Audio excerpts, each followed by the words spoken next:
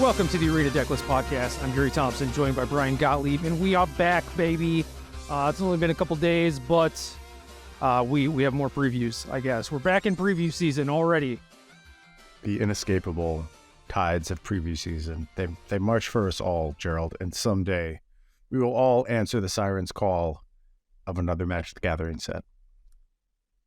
I used to think that if I could get like a new preview card a day, I'd be happy, you know, like just like a brand new Magic card every day. Well, I think we're well over that average, and I guess definitely. I guess we were already, but you know, it's just like, oh, you know, spread it out a little bit. It's like that's not really what I meant.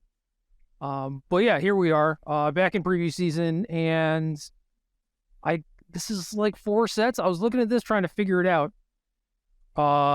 And I got some questions. So we figured out one of the riddles, right? So there's March of the Machine, singular. Not plural. Singular. Not plural. I also want to pluralize it, but that would be incorrect. It is March of the Machine. Because there is a Magic card that is that, but pluralized. Yes. Well, there's also Ritual of the Machine, old Alliances card. Very, very hyped one when Alliances came out as well. All right, Grandpa. Yeah. So we have March of the Machine. We also have Aftermath, which after some light research, we figured out is actually going to be standard legal. I assumed that was going to be another commander-ish thing. So we have MOM, we have MAT, and then MUL and MOC. What are those? I don't know what MUL is. MOC is feels commander. like commander, yeah. But where do you see MUL? This Atraxa Praetor's Voice. Oh, Multiverse Legends. Oh, that is just like pack-ins of existing cards. That's where the Ragavan comes from. It is like the mystical archive of the set. Yeah, okay. So this is the Atraxa that already existed. I just didn't know what that Atraxa did. Now you know. All right. Okay, so Ragavan. Yeah, MUL. Got it. Do you feel pretty sorted now? Do you understand the layout of March of the Machine? I mean, no, because there's also some plain Jace cards at the bottom. Whatever. It's fine. Also, just so you know, this Aftermath card is going to be coming in 5-card booster packs, as Magic cards are wont to do. Also available in 6-card collector booster packs, if that's more, you know, your preference, then you can go ahead and get those. I want to say that 5 is a more even number, but clearly that is not technically true. No, it's odd. It's just not. That's false.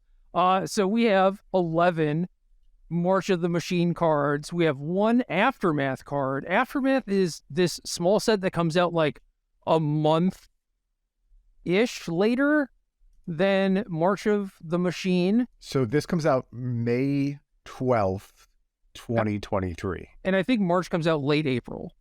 Okay. That's a very confusing sentence you just said. March comes out late April, but I get what you're saying. Yeah. Machine, mom releases. Yeah.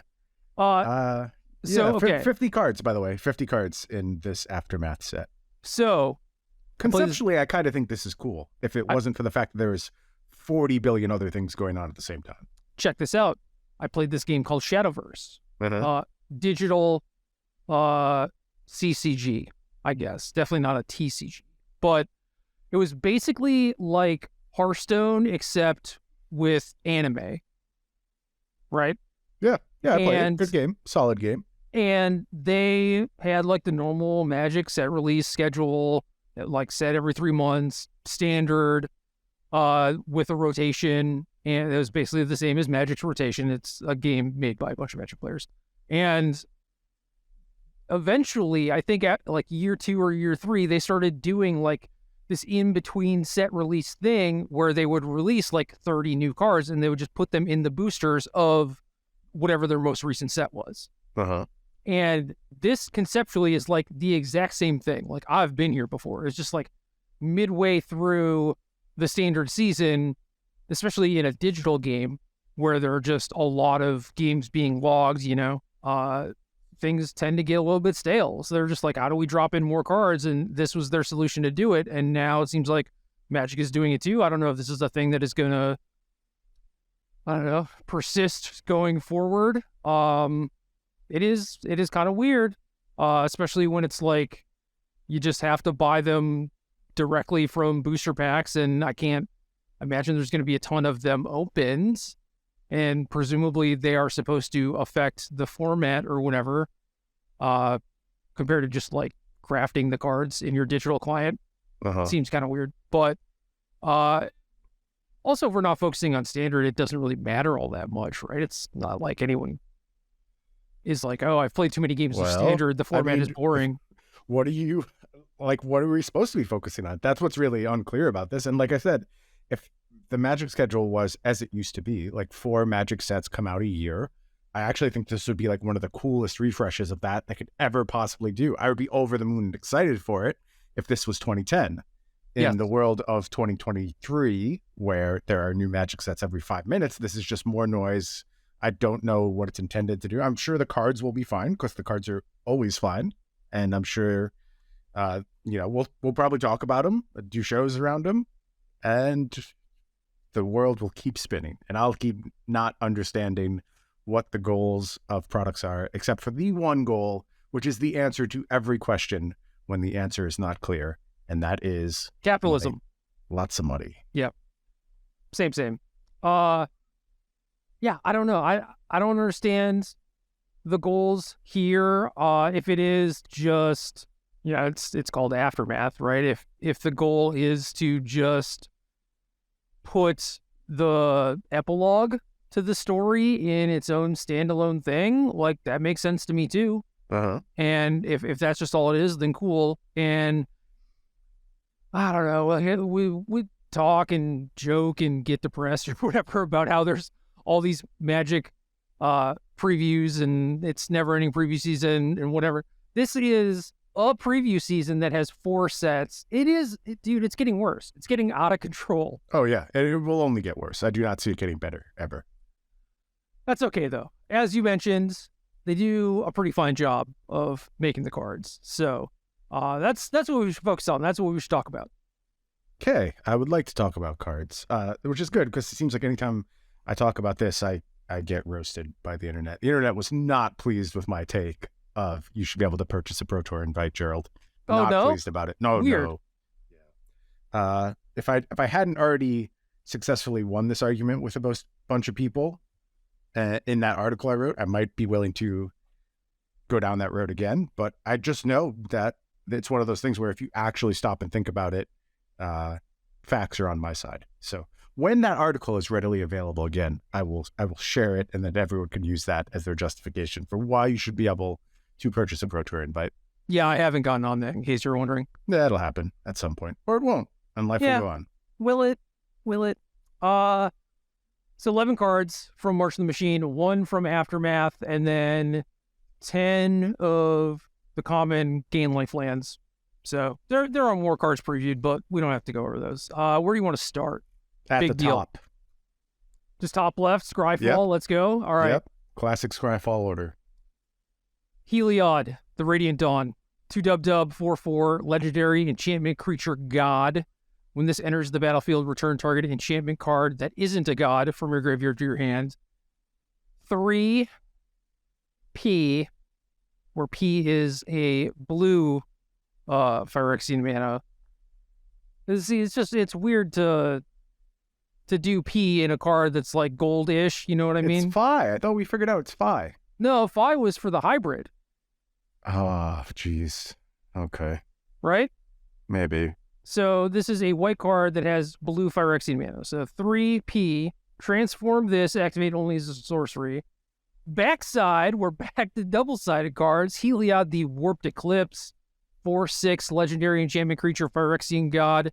You may cast spells as though they had flash. Spells you cast cost 1 less to cast for each card your opponents have drawn this turn. Jesus Christ. This card already has overloaded me. It didn't take long. It took 1 card. This card does so many different things. Its front side is a 4/4 creature with a comes into play ability. It's legendary. It's an enchantment creature. It's god, which is a meaningful like super type and applies to things. It is kind of multicolored, but also using Phyrexian mana. It has an ability that can only be activated as a sorcery, and then its power and toughness changes on the backside where it grants 2 completely separate abilities that are in no way related to the front side. I like how the front side too is like you can only do this as a sorcery, and then the back side is like all your stuff has flash. Yeah, a little disjointed there, I guess. I mean, the sorcery thing is definitely like a power level nerf sort of thing or whatever, but it's so funny just how in direct opposition it is with the other thing. But yeah, so all your stuff gets flash, and then you wait for your opponent to take their turn and like do some stuff, play some cantrips or whatever. Then all your stuff is mega cheap. I mean, aggressively costed 4 mana 4/4 that ideally gets you another card on ETB is pretty reasonable, right? And has upside scaling later for standard and maybe pioneer, almost certainly not modern, but like almost certainly just feels like a commander card to me. But this stuff has like broken through in standard before, so I would not be shocked.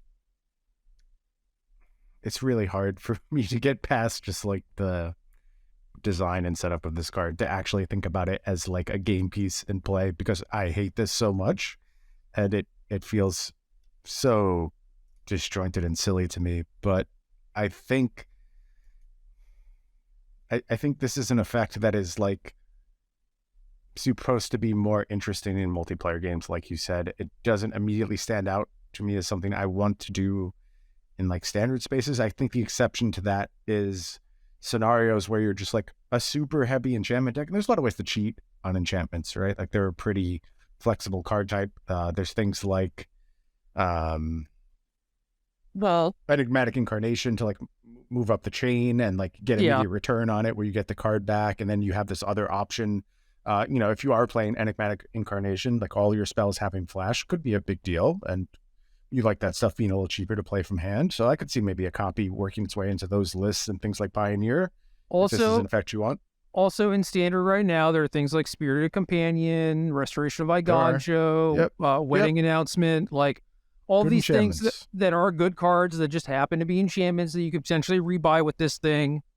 Cost reduction is powerful. I wouldn't necessarily bank on my opponent drawing a lot of cards on their turn, but even if it's just your stuff costs one less and all your stuff has flash, I mean, that's pretty good incentive to jump through all these hoops, which I think the first one is like reading and comprehending the card.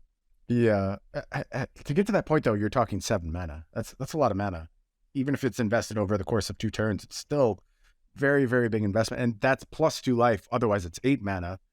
I don't know that you actually get what you put into this card. I think that comes into play. Trigger really has to carry the vast majority of weight for this card. And it can. It absolutely can. That's a very context-dependent question, though. So not a card that I think is like a slam dunk, but one that, if the pieces around it are good, could absolutely see play. Well, here's the thing. Is like when we talk about stuff like this, it's like, oh, it's a 7-man investment. I mean, it is spread out over 2 turns. The front side of it is pretty reasonable on its face. And this is one of the unique instances where it does pay you back in that mana. It does. You know what I mean? It'll probably take a turn or 2 for you to recoup, 3 mana and then 7 mana or whatever. But like, it will pay you as long as you are assuming that you're playing a long enough game. And of course, and if it survives, it has no form of protection, right? And like for a card to have no form of protection, it needs to have basically immediate impact. This card does, so it passes that test. I think that's totally acceptable. Yeah. But like counting on getting the value from the backside of it, I think that's asking a lot, especially considering things like the sorcery speed restriction. You just have to kind of forecast this very clearly. And there's a lot of ways for your opponents to actually gain mana when you go to try and get your mana gain back by responding to your transformation with their removal spells. So big risk on this card for sure. Yeah, I mean, that's sort of true. Like the backside is 6 toughness, which we've kind of seen play out in the standard format as actually just a meaningful way of built-in protection with Shieldred sitting at 5 and it living way more than you would expect it to. There's just like not that much instant speed removal, and because of things like Wedding Announcement, you can't afford to just load your deck up with a ton of spot removal and have that be your game plan. So that is true. You're right that the backside is just naked 4/6, but 4/6 by itself is already not that bad. And kind of like you mentioned, if you did get to transform this thing, It is probably because they didn't have a way to kill your 4/4 to begin with. So the 4/6 is good in that case. Right. So I would envision this as like you play it just as a piece of your deck where the front side is good enough already. And then if you have extra mana lying around or whatever, you don't have anything better to do with your turn, or if you caught your opponent tapped out or something, then you can transform this if you want to and start milking it. But yeah, not going to come up in a ton of games, but interesting enough to talk about. Agreed.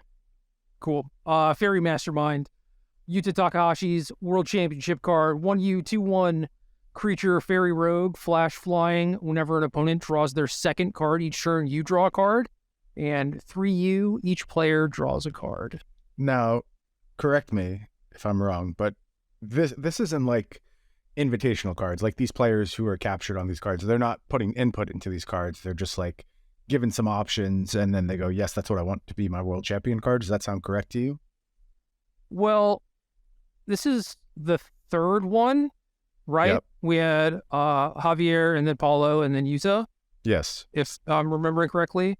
And I believe for the first two, at least, they both basically said that they were given options of like 2 or 3 cards. And it's like, which sort of like starting point do you like more? And what sort of input do you have?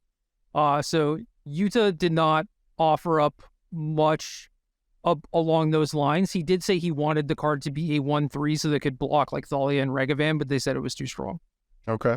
But I don't know, like it being like a fairy in this set, it seems like either they knew that's where he wanted to start, or he told them that's where he wanted them to start, Because I don't know, fairy does seem slightly out of place, and also this suite of abilities seems kind of out of place. It's just like he had to have a decent amount of input, or they had to have had built the card for him specifically. So yeah, well, I asked the question because the thing that stood out to me, especially like in contrast with Heliod, which is a card I hated, is how much I love this card and like how it does so much with so little, like very basic text, but combines into this cool package that does very, very impactful things because of how its ability combines and doesn't make my head hurt, has cool typing.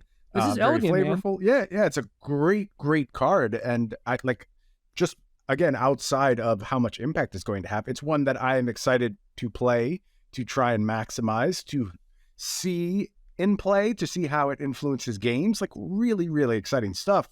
And the exact opposite impression of what I got from Heliod is my impression of Fairy Mastermind. Just awesome work. Yeah, no, it is great. And I like the fact that Yuta is a big fan of Legacy and Vintage, plays all the time, and certainly enjoys his blue decks, right? And has a card that is likely going to see more play there than in other formats, and then also the card is like templated and formatted, so it's reasonable in Commander too. It's like, it's just a slam dunk, dude. Yeah, incredible card. And he's hoping it revives his beloved Fairies archetype in Modern, although he hasn't really cared whether that archetype is actually viable before playing it. But that's true. That's definitely true. Does his best to make it so. And maybe this is just that little boost you need to go ahead and make Fairies a real Modern deck again. Maybe. Next up, we have Moment of Truth, 1U instance. Look at the top 3 cards of your library. Put one of those cards into your hand, one in the graveyard, and one on the bottom of your library. Anticipate was pretty hyped when it came out. Like, I don't know if people remember that, but I don't remember that. I do remember occasionally begrudgingly and like with always caveats and explanations playing Anticipate in my deck and just being like, look, I know this card is awful, but here's why I have to do it.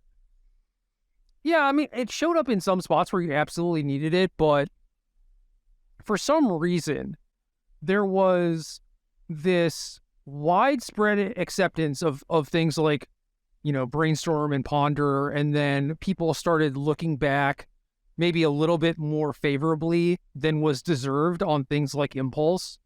So then Wizards comes out with Anticipate, which is the quote-unquote fixed impulse, and it's just like, oh, well, we can't make actual impulse because it'd be like too good or whatever.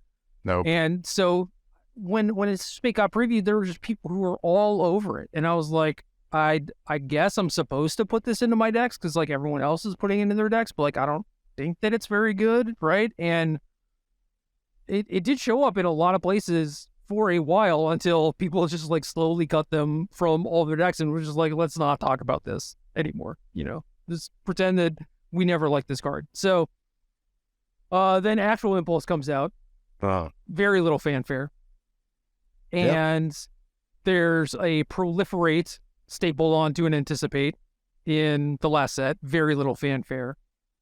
This is a step in the right direction, I think. Like the graveyard, taking advantage of that is one of the most powerful things you can be doing. I still think this is really bad.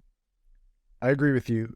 Getting 3 cards deep, though, and getting to put one, like, you're sorting this out, right? Like, you get to choose the one headed to your graveyard. I could see a lot of scenarios where that is pretty powerful. Like, it's specific deck, specific construction, specific niche, but there are probably way more standard formats in which I would have played Moment of Truth than standard formats in which I would have played Impulse, I think, which is like a little weird to say, but I'm pretty sure I feel that way. Listen, I've played strategic planning in Phoenix a non-zero amount of the time, but that was normally in the case of things like Historic, where the card pool is all wonky. So it's ideally it's not a card that makes your deck. No, you don't want to play this card, but I do think there are certain just textures of the format where you can get away with playing Moment of Truth, and it will be an important card in your deck. Don't see anything in this format right now that points me in that direction, but nice option to have. It is a good option to have, and if they want to, further explore this sort of space, this is a step in the right direction. It's just I don't think it's quite there. Just 2 mana for a cantrip it's hard just to massive. Swallow. Yeah. Next up, just raw Jin Gataxias. No fanfare, no fancy title, just Jin Gataxias. 3 5/5, legendary creature, Phyrexian Praetor, ward 2. Whenever you cast a non-creature spell with mana value 3 or greater, draw a card. 3 exile this, then return it to the battle. Why doesn't this use Phyrexian mana? Because they're like the... You have no answer for me. They're like the lords of the Phyrexia, right? Like they don't... Keep going, sorry. They are one with the Phyrexia. I guess so. It's just, think of it this way. It could be like 3 UU Phi or 3 UUP, right? But they are so good at being Phyrexian that they just don't even have to pay that cost. Okay. Sure. All right. I have no idea if that's true or not. 3 exile this, then return to the battlefield, transformed under its owner's control, activate only as a sorcery, and only if you have 7 or more cards in hand. Backside, The Great Synthesis, a saga. Chapter 1. Oh, God. There's a lot of text. Draw cards equal to the number of cards in your hand. You have no maximum hand size for as long as you control the Great Synthesis. Chapter 2. You are right to 14 then, right? Oh, yeah. So it's powerful, right? Yeah. Chapter 2, return all non-Phyrexian creatures to their owner's hands. Well, everything's Phyrexian now, so I don't understand. Chapter 3, you may cast any number of spells from your hand without paying their mana costs. Exile this, then return it to the battlefield front face up. I feel like after Chapter 3 goes off, you probably don't really care what happens to Jin anymore. But whatever. The game's probably over. Oh, I guess you then get to draw a bunch of cards too from the front side of Jin at that point. Oh. Right? Well, okay, so you cast the cards. Yeah, and they would all go on the stack. They're on the stack. Then you exile this, and return to the battlefield. Card comes back is my guess, because that would be the last thing to go on the stack, so it would be the first to resolve. Yeah, but you're not getting the Jin triggers from this because you've already put because they're on cast the stack. Triggers. Okay. Yes. Yeah. Yes. So it would be if it was when the spell resolves, then you would get the trigger, but not as a cast trigger. Okay. Yeah, it's cast 10 spells for free, not cast 10 spells for free and draw 10 cards. I'm sorry. Right. That's a shame. Well, it would have been playable before, but now. Yeah. This is clearly very powerful. Seems really dumb. This is a really dumb card. Anytime something has been like, oh, all you need is like 7 or more cards in hand, it's too much. Yes. I'm not doing it. I'm not doing this. This is up to and including Library of Alexandria. That card sucks. That card sucks. That's not true, but I understand what you're saying. It sucks. And here's the problem with this, though. Like, isn't there just a lot of scenarios where, like, doing this and nothing else over the course of the game might just win you the game? Like, this is the only actual card you play throughout the entire game. How many decks do you beat with that? I mean, some number? Yeah, you kind of got to do something on turn 6, right? All right, I'll play Explore. How about that? I have my number 1 card in the Brothers War. Joints. Yeah. So I'll play that card, and then I'll play this on turn 4. On turn 5, I'm going to exile it, and I'm going to draw 7 more cards. And then next turn, all your stuff is going back to your hand, and then the turn after that, I win. You have to be on the draw, though. Right? Yes. But I can get around that. I can play a draw, too, if I have to. Listen, man. Standard is real fast. I don't know if you know this, but it is real fast. I guess I'm just like, I'm not even talking about the reality of it, like it actually being the strategy you're going to use. I just don't like a card that is like so all consuming of its influence over the game, where like you have to at least stop and think about a game where I only played this card. Do I have a chance of winning it? It's not just a no. I mean, that's fair, but you're requiring your opponent to not be able to beat Ward 2 and not kill you, which seems weird. Well, you get a 5/5 blocker. We'll be good. No, block that's on that fair. Q turn. Yeah. The Ward 2 thing is like a little safer. Like we've seen a lot of like Ward 3 higher wards lately. Ward 2, it does feel like if you were playing on curve, this should actually be pretty vulnerable to things like your typical 2-mana removal spells. Although, if we're going to like use the Shieldred defense, we have to use it with this card as well. No, of course. I don't think that this card is in that much danger of dying. I think that you are if you're planning on not doing anything else. Sure. But whenever you cast a non-creature spell with mana value 3 or greater, draw a card, that's not that bad for a mid-rangey tap-out threat line of text, you know? Yep. So we're just like speeding a little bit to this. We're ramping with cards in our hand, and then we have some kind of defensive options that we're doing that buy us time, and then this in itself is a defensive option. And is this translating to our deck full of 7 drops and 8 drops that we talked about as this theoretical deck that could exist for so long? So we'll move past the idea of what does only this card do and go to this card in conjunction with like other cards that are very much focused on the same type of playstyle. This does seem very, very powerful to me. Yeah, it doesn't seem bad, but not so much for setting up the Saga part of it, which is kind of disappointing because the Saga part is badass, but it's so hard to pull off. Yeah, I just get something about it is setting off alarm bells where I think it's going to happen more than you think it will, just because of that first ability. Like it combines so well where if you keep a Djinn in play for like 2 turns, which is a lot, granted, but it is only a 5-drop, and if you accelerate to it on 4, so you go into turn 6 with Djinn in play, it feels like on your turn 7 you should be able to flip, and at that point, that's not all your mana you've used in that spot, right? You've only spent 4, so you have your 14 cards in hand with 3 mana available to kind of buy you a little bit more time, and then you get a reset after that, assuming you're not facing Phyrexians, which, as you mentioned, could be dubious. And Dude, then I think you just win the game. Heliod's a Phyrexian now. Like, there's a lot of Phyrexians. That's a very, very fair knock against this card. Oh, I guess the front side is not. The back side is. Okay, so you get him before he transforms. So in order to get up to 7 cards, like say you have 4 cards in hand, you need to be casting like divinations off this thing. You can't just be like casting fables and whatnot. Because I understand. I think that's neutral. Yeah, I think that's reasonable. Or there's other sources of card advantage that are not just like cards in hand. There's creatures that draw cards. There's things like that where you just play a game that you want to play anyway, and you are returning something to your hand, or however you're going to go about it. There's plenty of ways to make sure you cross this threshold. Well, this is non-creature, but yes. Fair enough. I see what you're saying. Even still, like, yeah, like, I know.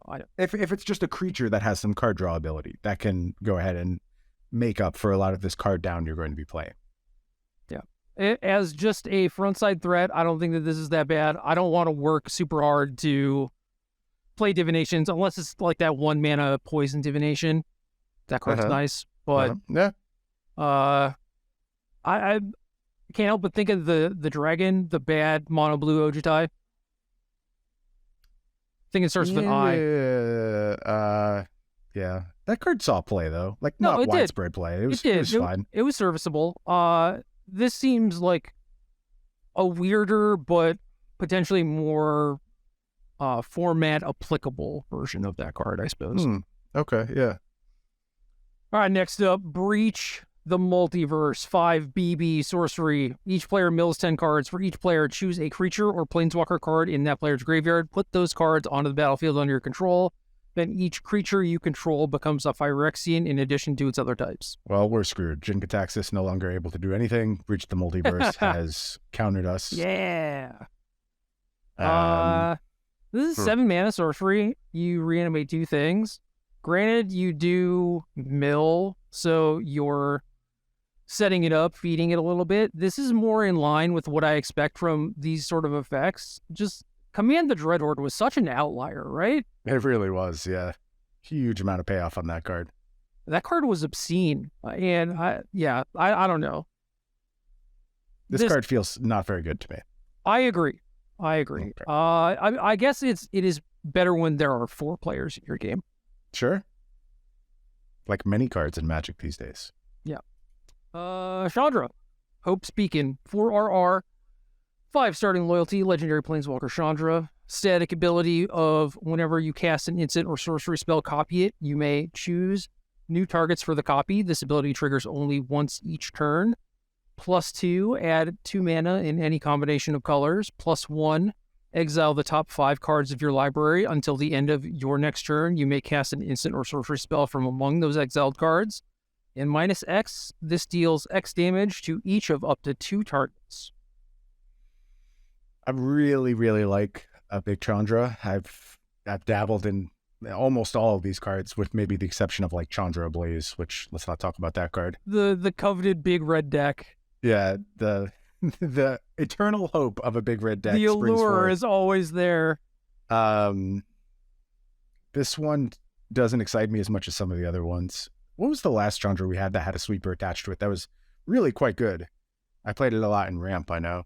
I mean, I played the hell out of Chandra Flamecaller. That one was good. I believe that's the one I'm talking about. There is a different one that was like -3, deal 3 to non-elementals, and then that was the uncounterable that gives them an emblem one, or am I mixing up my Chandras? You might be mixing them up. But I think the one you're talking about, that just minus to do damage, and then plus to like discard your hand and get 3 cards, maybe, was the plus side of that one. Does that sound familiar? I'm going to look up Chandra Flamecaller. All right, go for it. Too many Chandras.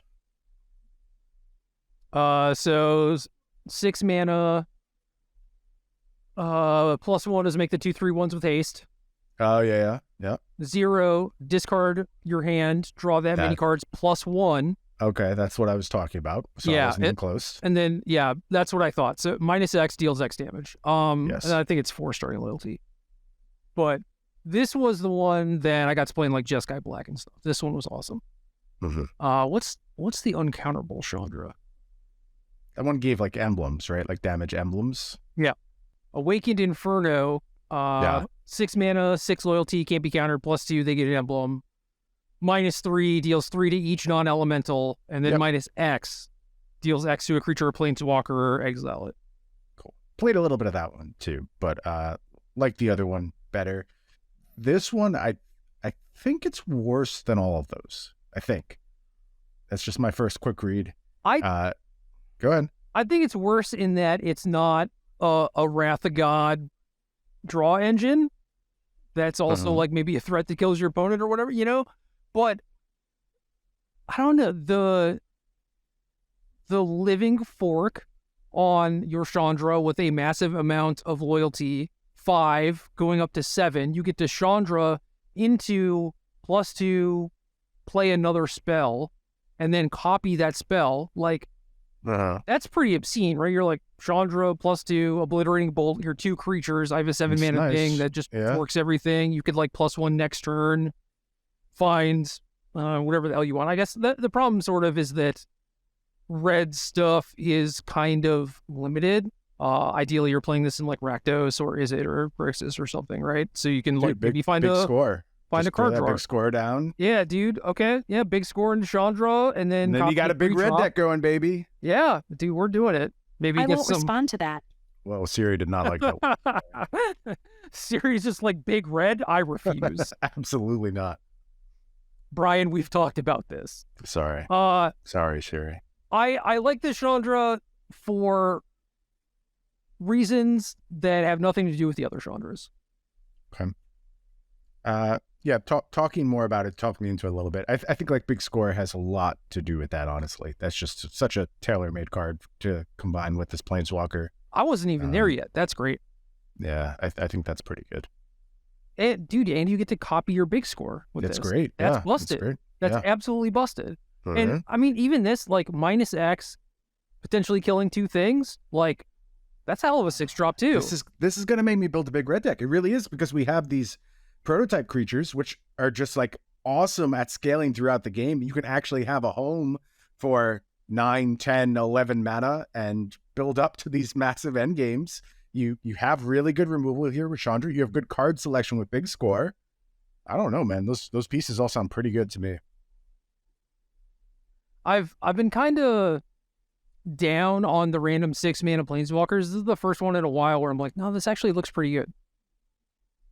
I'm talking myself into it. The more I look at it, the more I'm sort of coming around. All right, on to the team-up cycle. You ready for this? I am so ready. I couldn't be more ready. Have you read these cards? Some of them I have read in their entirety. Other ones my eyes glazed over and I did not finish, but I'm vaguely familiar with most of them at this point. All right, so I don't know how many of these there are going to be. I don't know. Feels like a lot.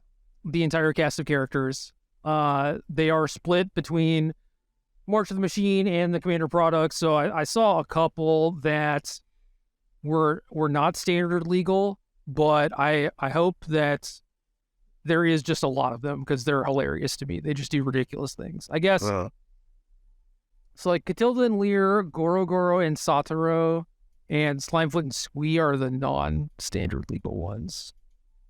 Disrespectful to Squee.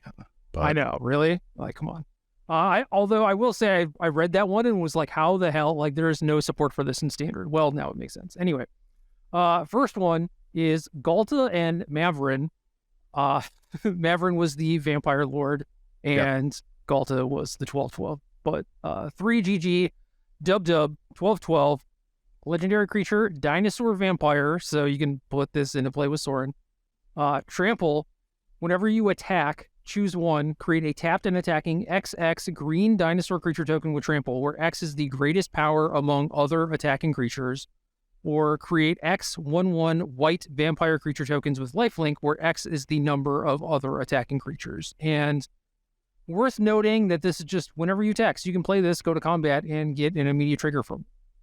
Not bad. The Sorin combination was not one that immediately leaped out to me.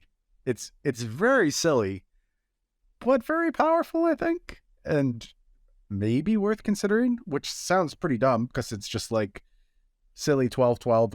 I think these are supposed to be more like exciting than format defining, like more fun than the things you're really supposed to be doing. But man, that 12/12 on turn 3 sounds like a pretty good deal. I got to be honest with you. I generally like my Sorin targets to be slightly castable, you know, Champion of Dust kind of things, or Edgar Markov was okay, or not Edgar Markov, whatever.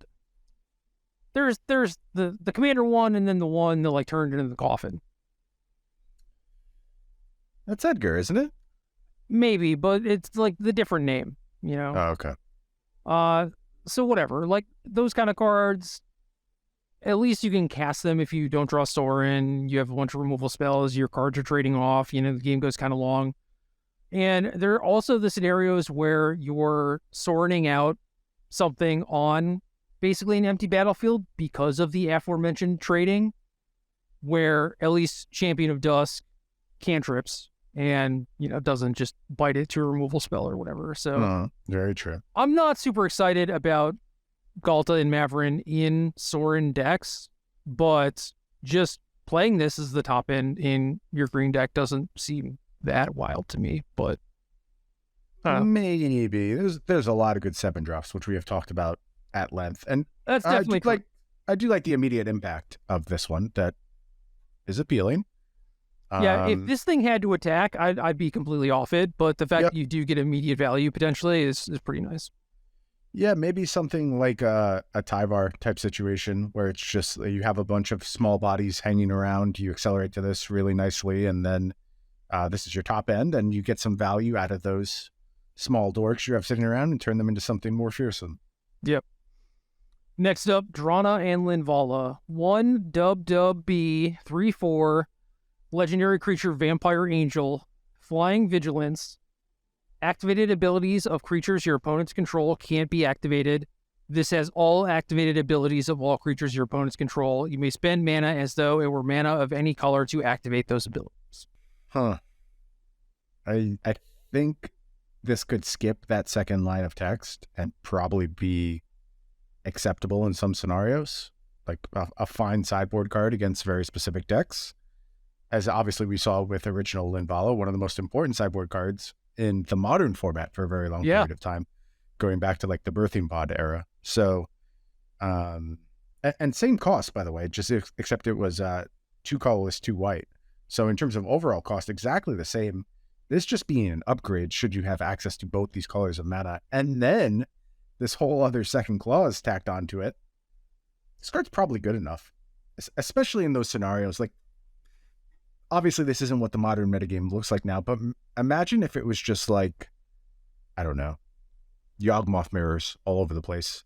And this was a card you could go and get via your wide tutoring suite, Eldritch Evolution into a Drana and Linvala and just steal the game in that scenario. I think there's a lot of spots where this will be a one-of in decks that do have these packages, this ability to search for silver bullets and find the right thing, because this is a hugely impactful ability, and now it's got upside over where it was even before. There's also just reflection of Kiki-Jikis running around and stuff like that. Yeah, there's a reasonable target. Even if it's like just a soft inclusion in your black-white deck, it does feel like it's going to throw some bullets and catch some stray targets while putting forth a good 3/4 vigilance body, so...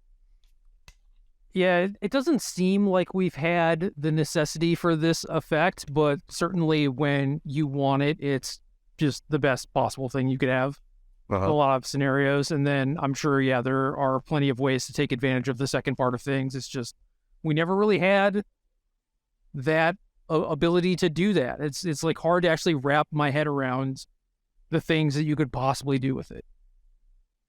It's interesting, and I can't wait until you find some bizarre combination of abilities that just like unlocks. That was always one of my favorite parts of playing Birthing Pod, is sometimes your cards would just combine in very odd ways, especially when it came to Phyrexian Metamorph, and you'd copy an opponent's card and find like infinite loops off your opponent's Strangleroot Geist or something, and I feel like this card's going to do a lot of the same stuff. Yeah. This will be a quick one. Yargle and Multani. 3 BBG legendary creature, Frog Spirit Elemental, 18/6. Okay. I don't know, man. I don't know what to say about that. This is what they refer to internally as box checking. Eric Lauer just has a spreadsheet of power and toughnesses that exist in Magic, and also ones that do not. This is box checking. He's just checking off the 18-6 box. Isn't there a possibility this card is like good enough? The 6 mana for an 18 power. I mean, you can fling this. You could do all sorts of stuff, but yeah. Here's the problem I have with this card. If it's good enough, it's terrible. It's so bad. If like this is actually a good enough card to be impactful, because it just like wins a game on the spot and is dumb and boring and not exciting. It's funny the first time it happens, but if it was good enough, it would be very stupid. All right, I got it. You ready? Hit me. I'm ready. Fight rigging. What's the ability on that again? You didn't play enough limited, man. 2G enchantment, beginning of combat, put a +1/+1 counter on a thing. Then if one of your things has 7 or more power, you do the hideaway card. Right. So this checks both boxes. For a while, the standard versions were struggling a little bit for whether or not they had good things to like curve into it. Because it was like shakedown heavy, and then it was like, oh crap, we have to play like some 5 mana nonsense or whatever. So this is not perfect in that it costs 6, but ideally you want your things that activate fight rigging to also be things that are reasonable to cast off of it. So this is big. And then if that deck wants to do any sort of like fling type of stuff, or I don't know if there are other things you can do that like scales off power. But you know, this is big and could go in that sort of thing. But I don't think that we're ever in danger of this being like good just because it costs 6. Yeah, I know. I know that's probably true. I guess the problem is that I don't share Wizard's sense of humor. I don't find this card like all that funny or charming. And I know there's other people who do. If you do find it funny and charming, there's a good reason for it to exist. For me, it's just like, well, this card doesn't do anything. And if the bad joke isn't landing and the card has like some risk potential, then just don't make it. But I think the bad joke probably lands with a lot of people, and it validates my take on this. Well, Brian, like everything else in Magic, this card is not for you. Right, correct. Thalia and the Gitrog monster. One. I really like frogs, by the way. Have I ever said that on the podcast before? I'm a huge frog fan. You've talked about cultivating your pond and everything. Yeah. So, I mean, I kind of took that away from all of that. But no, you have not explicitly stated it. No, love frogs. I want to put that on the record right now. Frogs are tight. Thalia and the Gitrog monster. 1 dub BG 4/4. Legendary creature, human, frog, horror. First strike, death touch. You may play an additional land on each of your turns. Creatures and non-basic lands your opponents control enter the battlefield tapped. Whenever this attacks, sacrifice a creature or land, then draw a card. This card's probably good-ish. Like, I think it's good enough to see play. I like it. Like, that ability, when we had the OG Thalia with that clause on it, it did prove to be quite good. Body here is basically unfuckwithable. Like 4/4 first strike death touch is just completely messed up. You're not winning combat against this thing. And that extra ability, the sack your garbage lands floating around, turn them into real cards, or just like, you know, fodder creatures, whatever you have floating. This card's just going to get in there repeatedly. It's going to be impossible to block. It's going to generate advantage. It's going to upgrade your materials into more useful things. Like, this actually has me very excited to play some mid-rangey type strategies where these cards usually don't get me feeling that way anymore. It's sort of reminiscent of Soul of Windgrace in that regard. Yeah. Where just like this cumulative advantage that I think is good enough to actually matter. And Soul of Windgrace did matter for a brief period of time. It was ultimately outmoded, I think. But it's still playable, actually. Tyvar kind of gives it new life. Nice. That's good to hear. I think Thalia is very much in the same range where it's just good enough. Like, these combinations of abilities, very, very nice. This was not the OG Thalia, though. Correct. This was the 3 mana Thalia. Yeah. That is it for the team ups. We have 1 card and then a card from Aftermath. Last card is Omnath, Locus of All, Dub U RG P, where P is black mana. So yeah, it is one of every color, but the black is also a P. Does that make sense? No, keep going. Okay, cool. The black mana symbol is also larger than the other ones. Yeah, I don't like that. But aesthetically, it's in the middle, so it looks kind of cool. 4/4, legendary creature, Phyrexian Elemental. If you would lose unspent mana, that mana becomes black instead.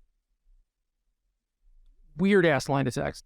At the beginning of your pre-combat main phase, look at the top card of your library. You may reveal that card if it has 3 or more colored mana symbols in its mana cost. If you do, add 3 mana in any combination of its colors and put it into your hand. If you don't reveal it... Wait, what? If you don't reveal it, put it in your hand? Okay, so you draw the card no matter what. You look at it, then you decide whether or not to reveal it. Then it goes to your hand. It's just weird to be like, put it in your hand. If you don't reveal it, put it in your hand. That is weird. That is weird. At the beginning of your pre-combat main phase. So yeah, I guess if you're hitting like all Savage Knuckle Blades, you just get to cast those things for free. Cool. Well, it could also be all Phyrexian Obliterators, right? They don't have to be different colored mana symbols. Oh. 3 or more colored mana symbols. Okay. Right? Yeah. No, I was thinking of like different colored mana symbols. You're right. So you play this with your Night Veil Specters and what's the 4/4 that can't block from Shadowmoor? Hybrid red-black. I don't know. This is a long way to go to make a bad joke. So yeah. I'm just gonna give up on Ashen Moor Gouger. That's it. Yeah. Thank you. Took me a minute. Yeah, you could just think of all the things that you could do. So many things. I don't have an immediate purpose for this, but it does seem like a cool puzzle, cool build-around puzzle to look at. And at the very least, it's a 4 mana creature for a 4/4 that can draw you a card a bunch of the time and lets you stockpile black mana across turns. Starting on the next turn, though. Starting on the next turn. Yeah. So, not great. I'm not in love with this, but as far as, 5-color commanders or whatever, this is among one of the better ones, but that's about all I see it as. Well, we know you're always very interested in what 5-color commanders are out there, so I'm glad this is available for you. I'm just saying, there were great ones before people played Sliver Queen. Yeah. That was great. That was a million years ago. They don't have to do that anymore. But there's probably like 300 of them now, honestly. Yes. This one is reasonable. This one is like close to being competitive, constructed, playable. It's almost really the best one that they have, right? I don't know. I can't possibly answer that question because anything could have happened in like the 20 Magic sets that I paid no attention to. So that's true. Over the last like 3 years, I probably don't know 20% of the Magic cards that were released, and maybe that's low. Maybe it's higher. Yeah, I think it might be higher, honestly. Anyway, that is it for the main set, and then for Aftermath, we have the Kenrith's Royal Funeral 2 Dub B Legendary Enchantment. When this enters the battlefield, exile up to 2 target legendary creatures from your graveyard. You draw X cards and lose X life, where X is the greatest mana value among cards exiled this way. Legendary spells you cast cost 1 less to cast for each card exiled with this.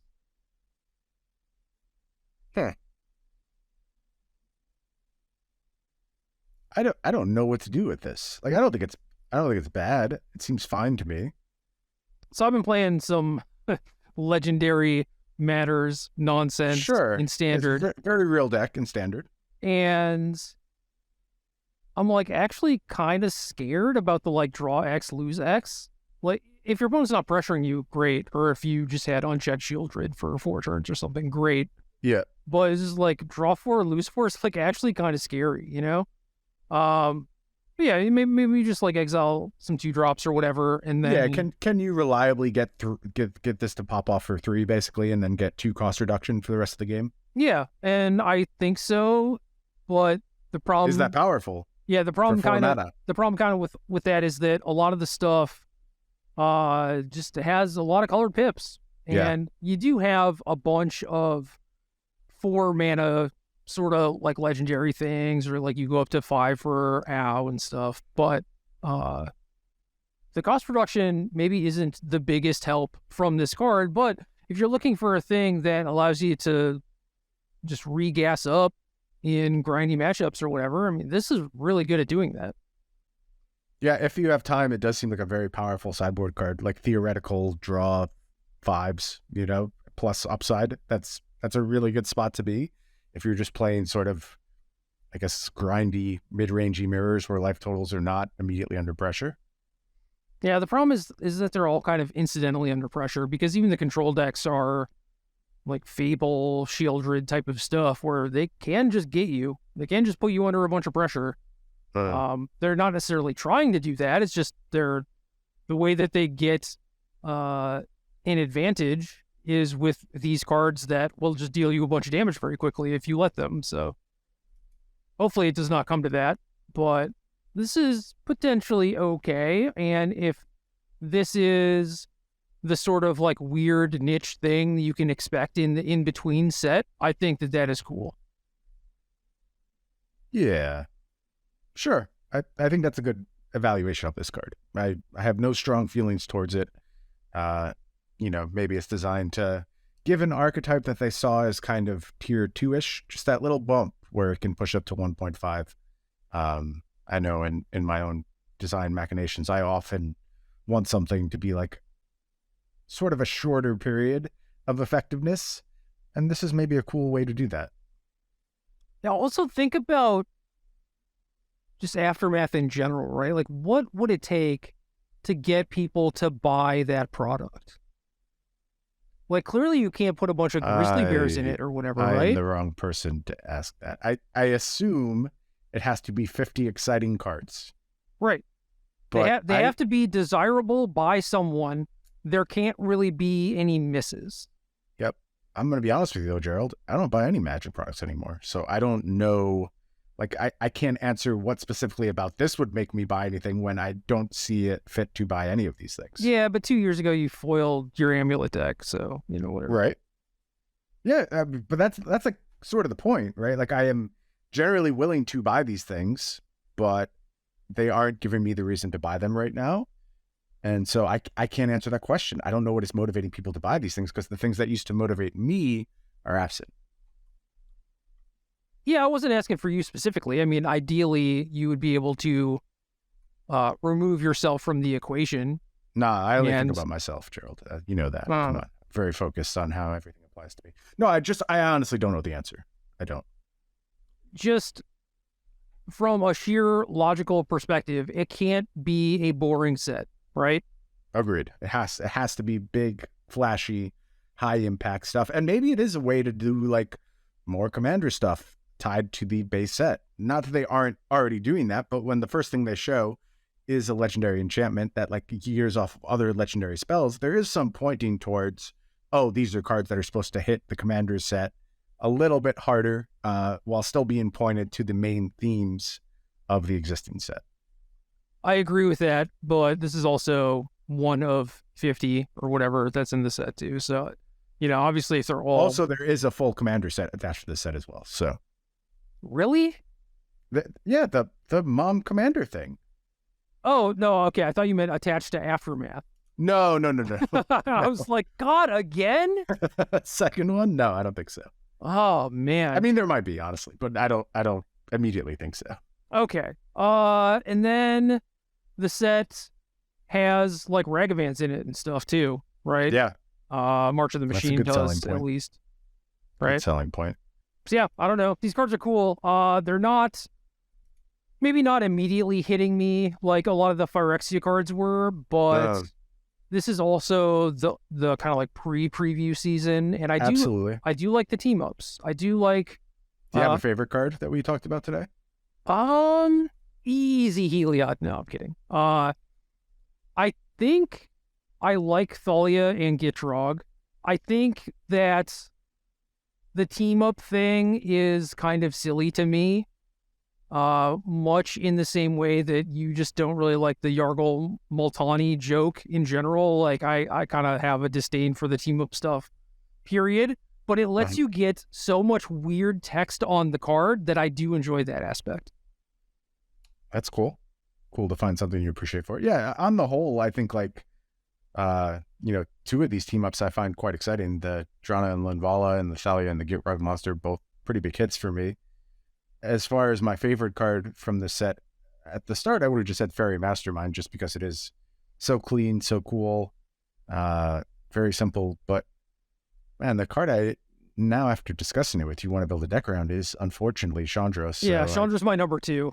I guess I'm doomed to just play Big Red again. So Chandra's my number 2, but it's like traditional Magic.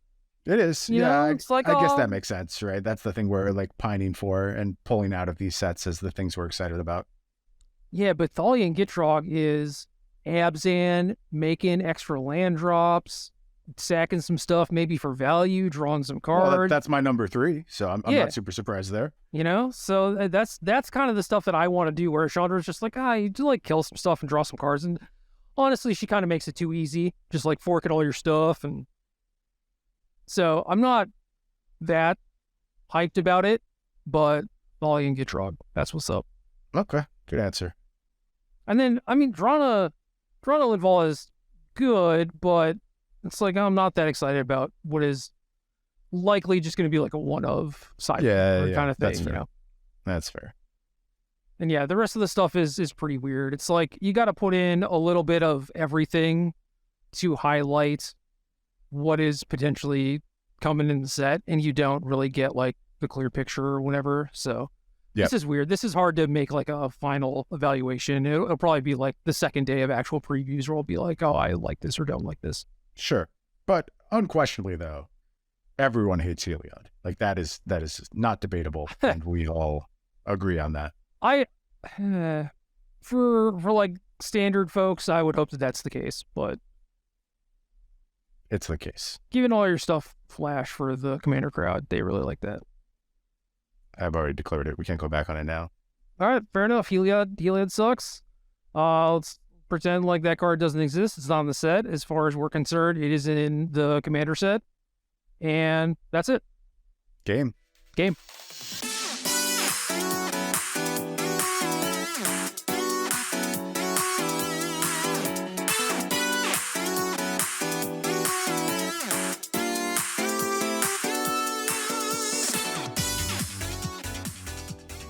Good luck.